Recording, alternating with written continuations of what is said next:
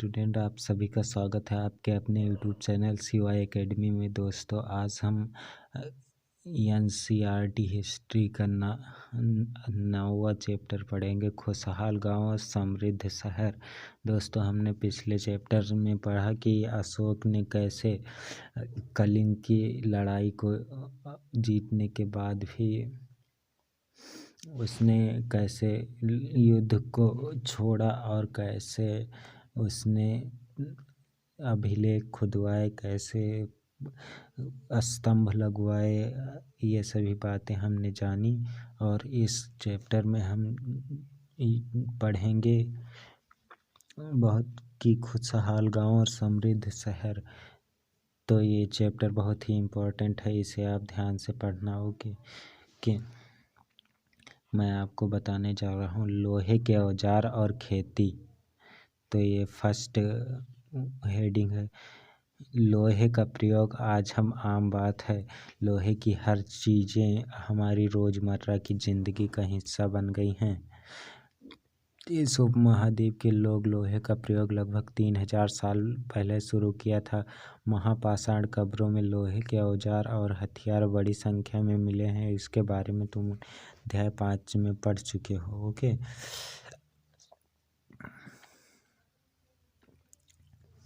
करीब 2500 वर्ष पहले लोहे के औजार के बढ़ते उपयोग का प्रमाण मिलता है। इनमें जंगलों को साफ करने के लिए कुल्हाड़ियाँ और जुताई के लिए हलों के फाल शामिल हैं। अध्याय 6 में हमने पढ़ा है कि लोहे के फाल का इस्तेमाल से कृषि का उत्पादन बढ़ गया था। कृषि उत्पादन बढ़ाने के लिए उठाए गए अन्य कदम सिंचाई। समृद्ध गांवों के बिना राजाओं तथा उनके राज्यों का बने रहना मुश्किल था। जिस तरह कृषि के विकास के लिए नए औजार तथा रोपाई महत्वपूर्ण कदम थे, उसी तरह सिंचाई भी काफ़ी उपयोगी साबित हुई। इस समय सिंचाई के लिए नहरें, कुएं, तालाब तथा कृत्रिम जलाशय बनाए गए। इस चार्ट में तुम्हें सिंचाई में परिवर्तन आए दिखाई दिए गए हैं। खाली स्थान में सही वाक्य भरो। लोगों द्वारा श्रम किया गया, किसानों को लाभ मिला क्योंकि उत्पादन की अनिश्चितता घटी।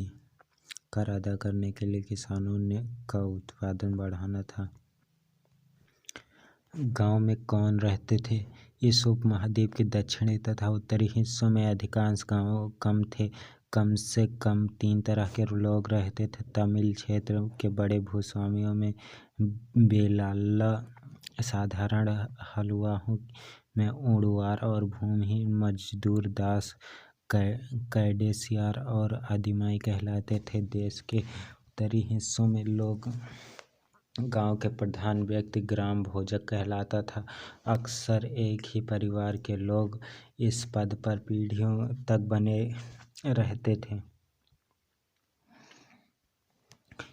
यानी कि यह बड़ा आनुवंशिक था। ग्राम भोजक के पद पर आमतौर पर गांव का सबसे बड़ा भूस्वामी होता था। साधारणतया इसकी जमीन पर इसके दास और मजदूर काम करते थे। इसके अतिरिक्त प्रभावशाली होने के कारण प्रायः राजा को भी कर वसूलने का काम इन्हें ही सौंप देते थे। ये न्यायाधीश का और कभी कभी पुलिस का भी काम करते थे। ग्राम भोजकों के अलावा अन्य स्वतंत्र कृषक भी होते थे, जिन्हें गृहपति कहते थे। इनमें ज़्यादातर छोटे किसान ही होते थे। इसके अतिरिक्त कुछ ऐसे स्त्री पुरुष थे जिनके पास अपनी जमीन नहीं थी। इनमें दास कर्मकार आते थे, जिन्हें दूसरों की जमीन पर काम करके अपनी जीविका चलानी पड़ती थी। अधिकांश गांव में लोहार, कुम्हार, बढ़ई तथा बुनकर जैसे कुछ और भी शिल्पकार थे।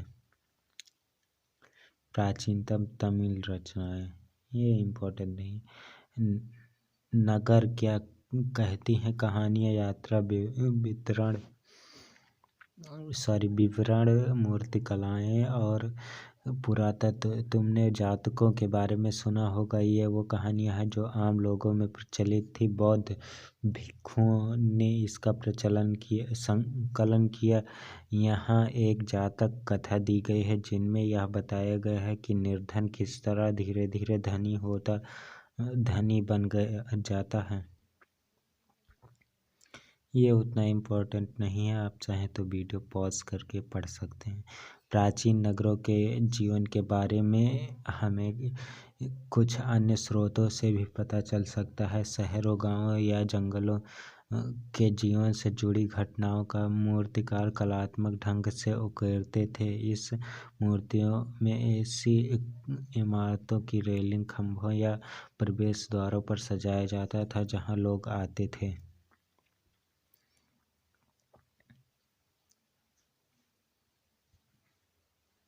ये देखिए नीचे सांची की मूर्ति कला।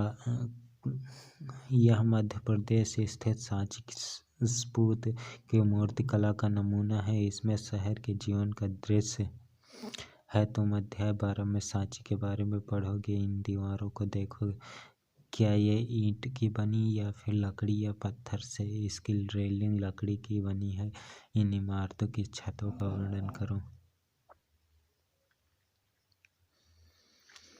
अध्याय 6 में वर्णित अनेक शहर महाजनपदों की राजधानियां थे। जैसा कि तुमने पढ़ा, इनमें से कुछ शहर परकोटों से घिरे हुए थे, जैसा कि ऊपर चित्र में देख रहे हो। अनेक शहर में वलय कूप मिले हैं। ये वलय कूप गुसलखाने, नाली या कूड़ेदान के लिए प्रयुक्त होते थे। प्रायः ये वलय कूप लोगों के घरों में होते थे। महलों, बाजारों या आम घरों के अवशेष कुछ बहुत कम मिले हैं। संभवतः लकड़ी, मिट्टी या कच्ची ईंटों या छप्पर के बने होने के कारण ज़्यादा समय तक टिक न पाए हों। भविष्य में पुरातत्वविद इनकी खोज कर सकते हैं। प्राचीन शहरों के बारे में वहाँ कुछ नाविकों तथा यात्रियों के विवरणों द्वारा पता चलता है कि ऐसा ही एक विस्तृत विवरण किसी अज्ञात यूनानी नाविक का है। जिन जिन पत्तनों पर वह गया, उन सभी के बारे में उसने लिखा। अब इसके द्वारा सिक्के, आहत सिक्के सामान्यतः आयताकार और कभी कभी वर्गाकार या गोल होते थे। ये एक या तो धातु की चादर को काटकर या धातु के चपटे गोलिकाओं से बनाए जाते थे। इन सिक्कों पर कुछ लिखा हुआ नहीं था, बल्कि इन पर कुछ चिन्ह छपे हुए थे, इसलिए ये आहत सिक्के कहलाए। ये सिक्के उपमहाद्वीप के लगभग अधिकांश हिस्सों में पाए जाते हैं। ये ईसा की आरंभिक सदियों के प्रचलन तक ये रहे। सिक्के पृष्ठ 90 में दी गई कहानी को तुमने पढ़ा कि किस तरह सिक्कों के आधार पर संपत्ति का मूल्यांकन किया गया। पुरातत्वविदों ने इस युग के सिक्के, हजारों सिक्के मिले हैं। इन पुराने सिक्के आहत मिले हैं जो करीब 500 साल चले। इस चित्र को नीचे दिया गया है। चांदी या सोने के सिक्के की विभिन्न आकृतियों को आहत कर बनाए जाने के कारण इन्हें आहत सिक्के कहा गया। विनिमय के साधन, ये उतना इम्पोर्टेंट नहीं है, ये छोटी सी कविता है। आप चाहे तो वीडियो पॉज करके पढ़ सकते हैं। नगर अनेक गतिविधियों के केंद्र। अक्सर नगर कई कारणों से महत्वपूर्ण हो जाते थे। उदाहरण के लिए मथुरा को देखो। यह लगभग 2500 साल से भी ज़्यादा समय से एक महत्वपूर्ण नगर रहा है, क्योंकि यह यातायात और व्यापार के दो मुख्य साधनों पर स्थित था। इनमें से एक रास्ता उत्तर पश्चिम से पूरब की ओर, दूसरा उत्तर से दक्षिण की ओर जाने वाला था। शहर के चारों ओर किलेबंदी थी। इसमें अनेक मंदिर थे। आसपास के किसान तथा पशुपालक शहर में रहने वालों के लिए भोजन जुटाते थे। मथुरा बेहतरीन मूर्तियां बनाने का केंद्र था। लगभग 2000 साल पहले मथुरा कुषाणों की राजधानी बनी। इसके बारे में तुम अगले अध्याय में पढ़ोगे। मथुरा एक धार्मिक केंद्र भी रहा है। यहाँ बौद्ध विहार और जैन मंदिर हैं। यहाँ कृष्ण भक्ति का महत्वपूर्ण केंद्र है। ओके, चलिए आगे पढ़ते हैं। मथुरा के प्रस्तर खंडों तथा मूर्तियों पर अनेक अभिलेख मिले हैं। आमतौर पर ये संक्षिप्त लेख हैं जो स्त्रियों तथा पुरुषों द्वारा मठों या मंदिरों को दिए जाने वाले दान का उल्लेख करते हैं। प्रायः शहर के राजा रानी, अधिकारी, व्यापारी तथा शिल्पकार इस प्रकार के दान करते थे। उदाहरण के लिए मथुरा के अभिलेख में सुनारों, लोहारों, बुनकरों, टोकरी बनाने वालों, माला बनाने वालों और इत्र बनाने वालों के उल्लेख मिले हैं। उत्तरी काले चमके पात्र, ये एक कठोर चाक निर्मित धातु की तरह दिखने वाले तथा चमकदार काली सतह वाले पात्र हैं। इसे बनाने के लिए कुम्हार मिट्टी के बर्तनों को भट्ठी पर उच्च ताप पर रखते थे, जिसके परिणाम स्वरूप इन बर्तनों की बाहरी सतह काली हो जाती थी। इन पर एक पतली काली लेप भी लगाई जाती थी जो यह बर्तन के शीशे जैसी चमक प्रदान करती थी। शिल्प तथा शिल्पकार पुरास्थलों में शिल्प के नमूने मिले हैं। इनमें मिट्टी के बहुत से पतले और सुंदर बर्तन मिले हैं जिन्हें उत्तरी कीले चमकीले पात्र कहा जाता है, क्योंकि ये ज़्यादातर उपमहाद्वीप के उत्तरी भाग में मिले हैं। ध्यान रहे कि ये अन्य दूसरे शिल्पों से अवशेष नहीं बचे होंगे। जैसे कि विभिन्न ग्रंथों में हमें पता चलता है कि कपड़ों का उत्पादन बहुत महत्वपूर्ण था। उत्तर में वाराणसी और दक्षिण में मदुरै इसके विभिन्न प्रसिद्ध केंद्र थे। यहाँ स्त्री पुरुष दो काम करते थे। अनेक शिल्पकार तथा व्यापारी अपने अपने संघ बनाने लगे थे जिन्हें श्रेणी कहते थे। शिल्पकारों की श्रेणियों का काम प्रशिक्षण देना, कच्चा माल उपलब्ध कराना तथा तैयार माल का वितरण करना था, जबकि व्यापारियों की श्रेणियाँ व्यापार का संचालन करती थी। श्रेणियाँ बैंकों के रूप में काम करती थी जहाँ लोग पैसा जमा रखते थे। इन धन का निवेश लाभ के लिए किया जाता था। उससे मिले लाभ का कुछ हिस्सा जमा करने वाले को लौटा दिया जाता था या फिर मठ आदि धार्मिक संस्थाओं को दे दिया जाता था। ओके, सूत काटने और बुनने के नियम ये उतना इम्पोर्टेंट नहीं है। सूक्ष्म निरीक्षण। अरिका मेड़ु पांडुचेरी में ढूंढ। पृष्ठ 96 में रोम के बारे में दी गई जानकारी पढ़ो। लगभग 2200 से 1900 साल पहले अरिका मेड़ु का एक पत्तन था। यहाँ दूर दूर से आए जहाज़ों के सामान उतारे जाते थे। यहाँ ईंटों से बना एक ढांचा मिला है जो संभवतः गोदाम रहा होगा। यहाँ भूमध्य सागरीय क्षेत्र में एक एम्फोरा जैसे पात्र मिले हैं। इनमें शराब या तेल जैसे तरल पदार्थ रखे जा सकते थे। इनमें दोनों तरफ से पकड़ने के लिए हत्थे लगे थे।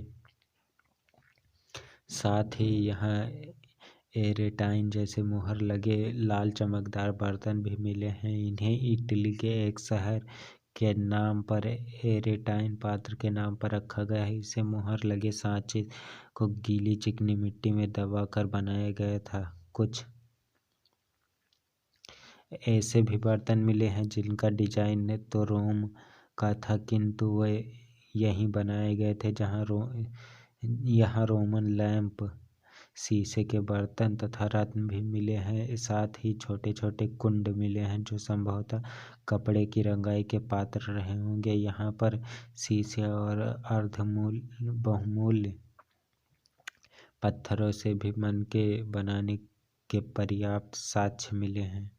अभिलेखित मिट्टी के बर्तन। कई बर्तनों पर ब्राह्मी लिपि के अभिलेख मिले हैं। प्रारंभ में तमिल भाषा के लिए इस लिपि का प्रयोग किया जाता था, इसलिए इन्हें तमिल ब्राह्मी अभिलेख भी कहा जाता है। ये अन्यत्र है, हम इसे पढ़ लेते हैं। और इससे पहले अगर आपने हमारे चैनल को सब्सक्राइब नहीं किया है तो प्लीज़ सब्सक्राइब कर लीजिए और आप हमें सपोर्ट कीजिए। अगर हमारी वीडियो अच्छी लगे तो आप उसे लाइक कीजिए। ओके। यह यूरोप का सबसे पुराने शहरों में से एक है। इसका विकास लगभग तभी हुआ था जब गंगा के मैदान के शहर बसे थे। रोम एक बहुत बड़े साम्राज्य की राजधानी थी। यह यूरोप, उत्तरी अफ्रीका तथा पश्चिमी एशिया तक फैला था। इसके महत्वपूर्ण शासकों में से एक अगस्टस के करीब 2000 साल पहले शासन किया था। उसने कहा था कि रोम ईंटों का शहर है जैसे मैं संगमरमर का बनवाया। ऑगस्टस ने इसके बाद के शासकों ने कई मंदिर तथा महल भी बनवाए। ऑगस्टस ने बड़े बड़े रंगमंडल बनवाए। इसके चारों तरफ दर्शकों के बैठने के लिए सीढ़ीनुमा जगहें होती थी। यहाँ लोग विभिन्न प्रकार के कार्यक्रम देख सकते थे, जैसे स्नानागार भी यहाँ, जहाँ स्त्रियों तथा पुरुषों के लिए अलग अलग समय निर्धारित है। यहाँ लोग एक दूसरे से मिलते थे और आराम करते थे। बड़े बड़े जलवाही सेतु के जरिए शहर के स्नानागार, फव्वारों तथा गुलशन खानों के लिए पानी लाया जाता था। तो ये चैप्टर समाप्त हो चुका है और अगला चैप्टर मैं आपको जल्द ही प्रोवाइड कर दूंगा। अगर इससे पहले आपने हमारे वीडियो को लाइक नहीं किया है तो प्लीज़ लाइक करें और हमारा चैनल सब्सक्राइब करें और उसके बगल में जो बेल आइकन है उसे भी प्रेस कर दें ताकि हमारी आने वाली एक भी वीडियो आप मिस ना हो सके आपसे। Thank you.